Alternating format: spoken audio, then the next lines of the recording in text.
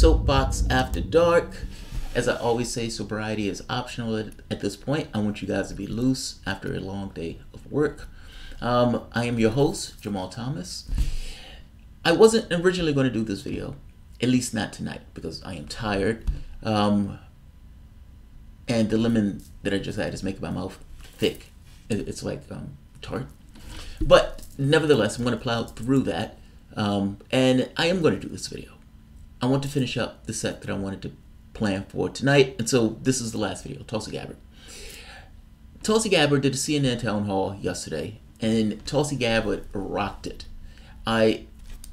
She did an amazing job, hands down. Now, the funny part is, my mom, I was talking to her earlier today, and she said, I sent you the link for Tulsi Gabbard. I said, thank you. She said, she did an amazing job. I said, yeah, I know. I saw the interview. I thought she did great. She says, she's low energy, though. She says, it's missing something. I says, like, something that kind of, like, gets you amped up, like, you know, points it at a certain injustice and get you riled up in this feeling of we need to do something about that injustice. She says, yeah. She doesn't have that. She says, but she did a great job. I agree with my mom's assessment totally, and not just because it's my mom, but because she's right on. She's more cerebral in the way she gives her answers, and those cerebral answers requires you to think about it. It doesn't hit you, however, in a kind of a flesh-to-bone level, in this kind of gut level. There was one question that was asked where her answer hit people in a way where they kind of had the spontaneous applause. But her answers are more cerebral, but listening to her answers, she's spot on. She's spot on. And beyond that, she holds her shape on her positions. Early on, for the Tulsi Gabbard thing, they tried to get her out of the race before she even really got into the race. And my whole position was, I am open to her, and I want to hear her talk about, the stuff that's being charged against her, but I also want to hear her talk about what she's trying to do in general. So it says that an error has occurred, so give me 1 second to make sure nothing weird is going on. Oh, okay, there we go. I wanted to hear her. I wanted to hear it from her because I wanted to make my assessment after hearing her talk about these issues and talk about the larger issues affecting the country itself. And I'm glad that was my position because I loved hearing it from her. I'm going to do 2 spots per video, or 2 items per video, ideally, depending on how large the video is going to end up being. But for this one, it's going to be A, Tulsi rocked it. That's the first point. And I guess I touched on that point early on. But B, a question on climate change. A guy asked a question, why doesn't climate change get more traction? Now, Tulsi Gabbard answered this question. She answered it in 2 parts. In one part, she connected with the person, meaning the thing that was asked, she wanted to connect to it in a larger way. But after connecting with him, she goes into answering his question of why it doesn't get more traction. Her answer of why it doesn't get more traction is right, for the most part. But there's one thing I want to add to her answer to that, that hits home a little bit more. So basically his question is, climate change is catastrophic for us. The scientists are telling us that we have a very short time to get our house in order, that an asteroid is literally going to hit the planet and it's going to redefine life on this planet in global and catastrophic ways. With an assessment of that, and an assessment of that by, mind you, the people who study this stuff, who spend their lives studying this stuff, with assessment like that, how on earth can politicians not give this a certain hair on fire urgency that something like that demands? Why? How on earth can they walk around talking about Russia in a situation like this when the world is at stake? That's his basic question. That's what he's trying to get at. This is the part where she goes into why it doesn't get more traction in Congress. And part of this answer is kind of obvious. I think there are a number of reasons we can look to why Washington hasn't taken this more seriously, and I think one of the big ones is the big influence of money in politics, as well as industries like the fossil fuel industry continue. You have high-powered lobbyists who try to block and get in the way of real legislation being passed. But this is something that will require us as people to stand up and make sure that our voices are heard to the leaders of this country to understand the seriousness of this threat and how bold action must be taken to protect us, to protect our home and our planet and our future. Yes, there are things that we can do in our everyday lives to try to make this change, but this really needs to happen at the national level, and it needs to happen at the global level.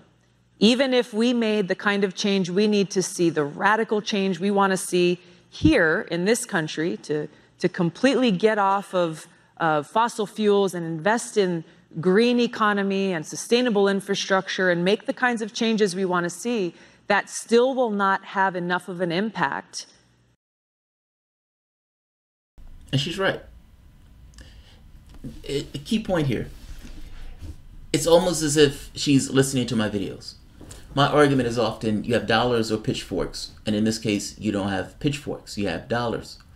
Now, going to the first point, the dollars part, it also means, implicit in what Tulsi Gabbard is saying, is that the politicians are bought. She's like, look, you have a lot of money that flows in Washington from these organizations, from these entities. Okay. But again, implicit in that is that money is going into the pockets of politicians who leans in a particular direction that protects those industries and look disfavorably upon legislation that would hamper those industries. That's what she's saying. Dollars are buying politicians, or dollars are finding their way into the pockets of politicians. Oh my God, how did this money get here? How did this money get here? But oh God, it's so soothing to me. So that's the first point. And I guess people will say, well, that's somewhat of an obvious point. But should that be an obvious point? And should we be so cavalier about that being an obvious point, that people who are supposed to be elected to represent us are instead representing oil, gas, animal ag on an issue that is going to have global ramifications? Their business model, for the most part, works in a way that is destabilizing our global environment. And we, taxpayers, are going to have to clean up their mess. Meaning they're able to essentially privatize all the gains of their wealth that they've made from this particular industry while simultaneously pushing off the problems associated with it, externalizing the risks, you could say, on us. They're buying politicians.